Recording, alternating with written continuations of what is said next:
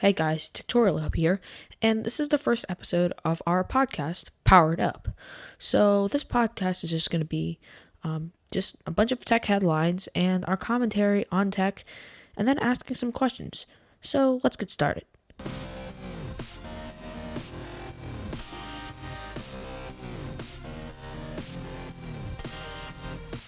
So the headlines this week. First of all, there was the Hour of Code on Monday.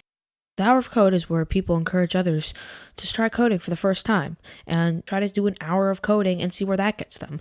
Also this week, pictures of Samsung's new Galaxy S7 has been released, showing that the S7 will have the same body as the S6. Also coming out this week is OnePlus's accessories. They have made an iPhone case and actually some headphones, so we'll have to see how those are.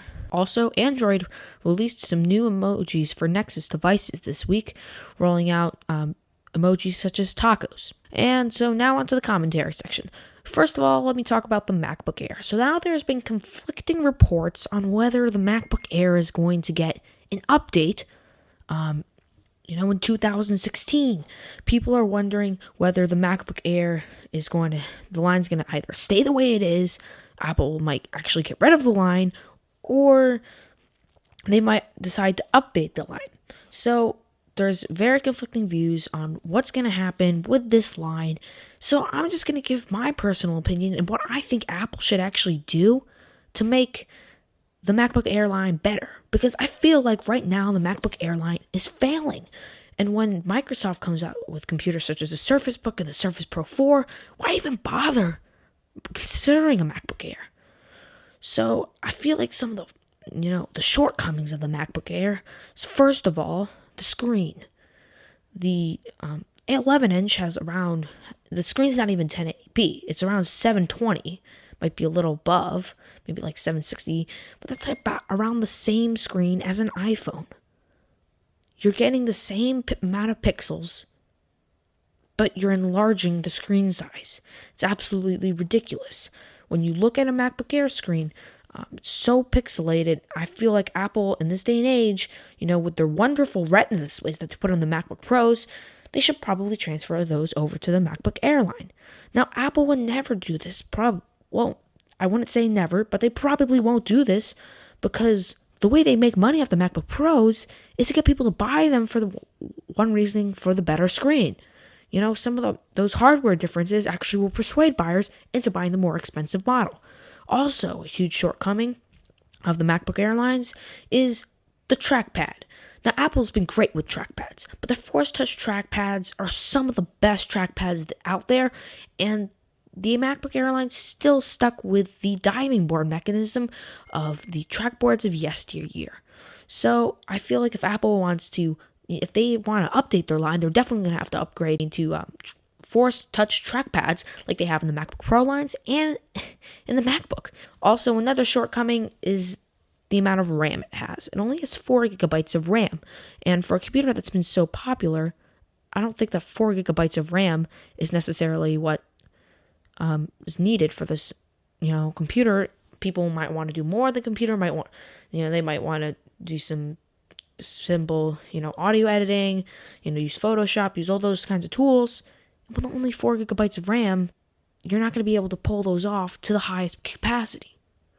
And when you think about 4 gigabytes of RAM, all you have to know is that the OnePlus 2, a phone that's less than $500, less than $400 from a Chinese startup, has just as many gigabytes of RAM as a MacBook Air, made by Apple, one of the richest companies in the world. So that's where it is currently. And now let's look at some of the changes I would make if I were Tim Cook. First of all, I would merge the MacBook and the MacBook Air lines into one. I hope this is what Apple's doing. I hope the MacBook is just almost an experiment to see how it goes, and then to merge them with the MacBook Air. I would keep the line's name as the MacBook Air. What I think it needs, though, it needs to find the perfect match of power and portability, but with portability being primary. I feel like with the MacBook Pros, it's power and portability with power being primary.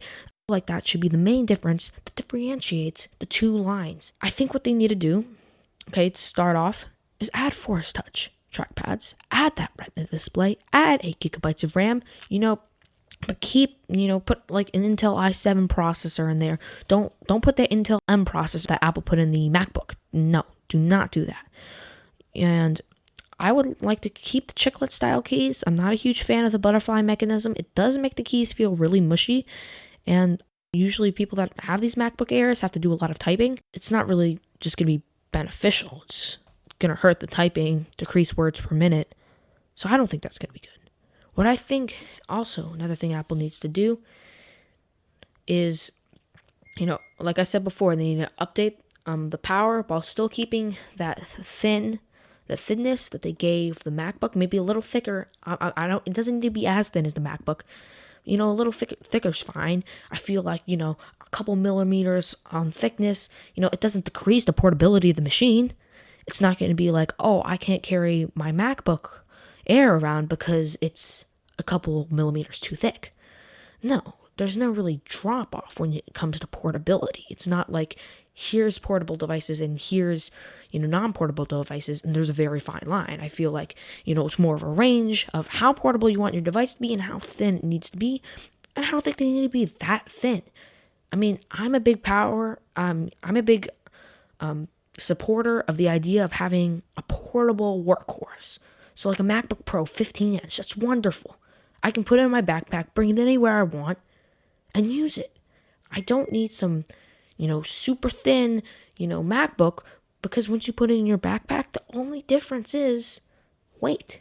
Thinness doesn't matter that much. It's all about the weight when it comes to portability when you're carrying it in bags.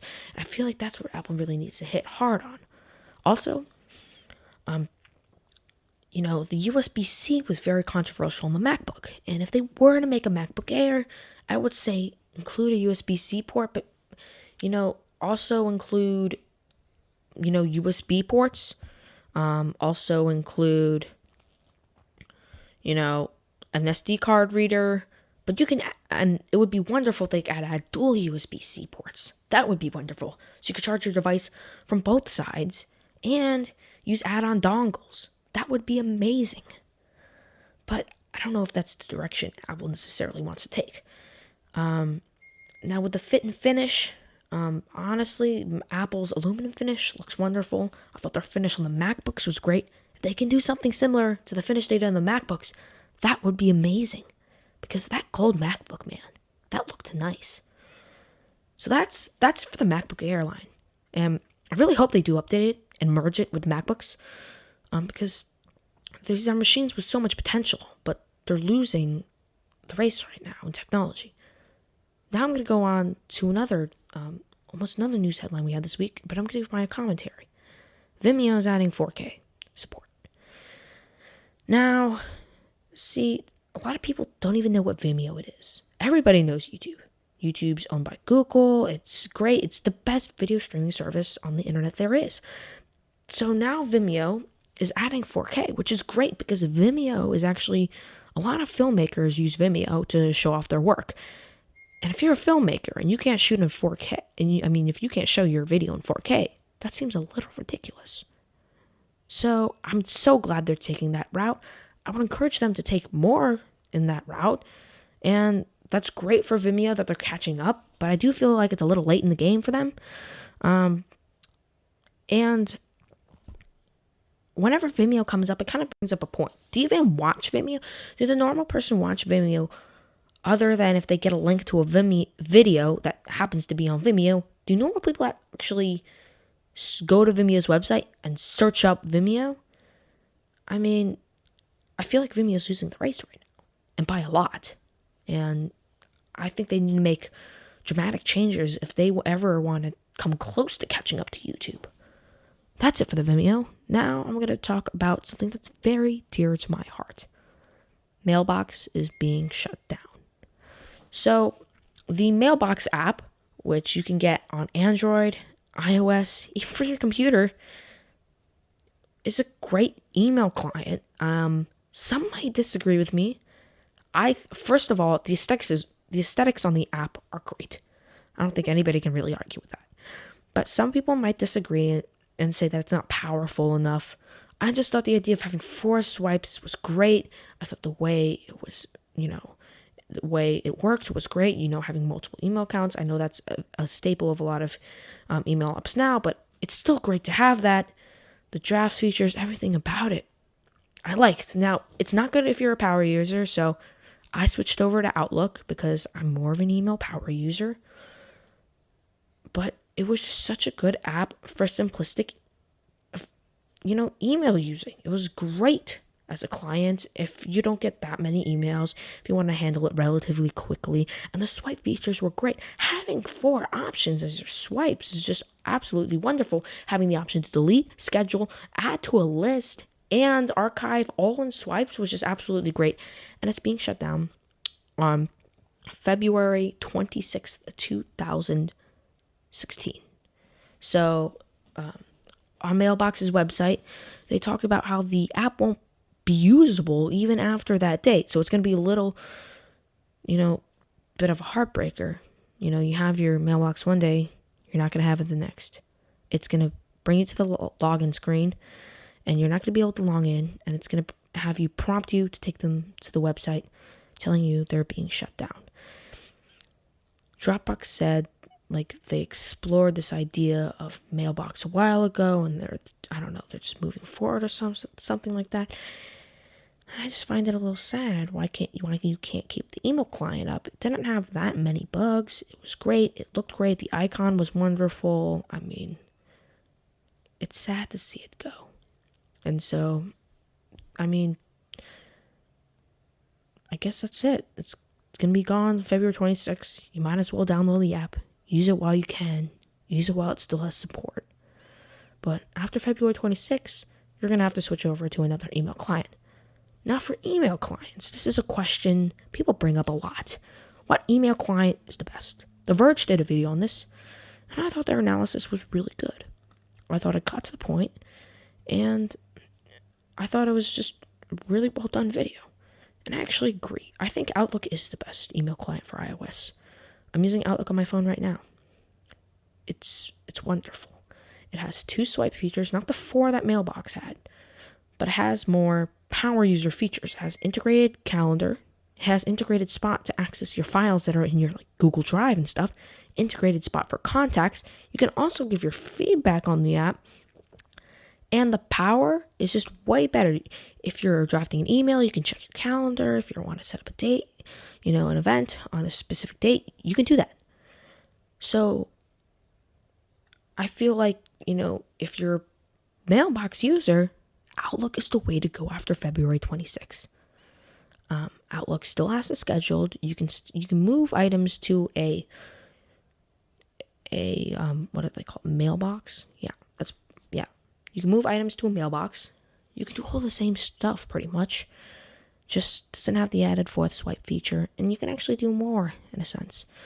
So that's the good news for Mailbox lovers. And now on to the powered up question. Here it is. The question is, do you watch Vimeo? Leave a comment down below.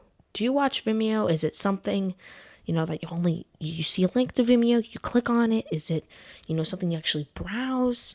How do you interact with Vimeo? Have you even heard of Vimeo? Answer those questions below. And who knows, your answers might be brought up in the next Powered Up podcast. Thanks for listening, and we'll see you next time.